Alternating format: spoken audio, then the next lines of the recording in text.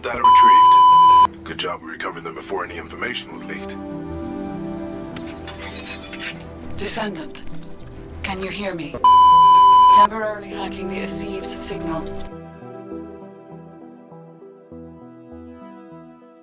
The most used method to fix no sound issue is to reinstall DirectX. Also, you can fix more than no sound errors with this reinstallation. You have download link in video description. Good luck. And please subscribe. What you see now, it is my folder where I have already downloaded directs from video description.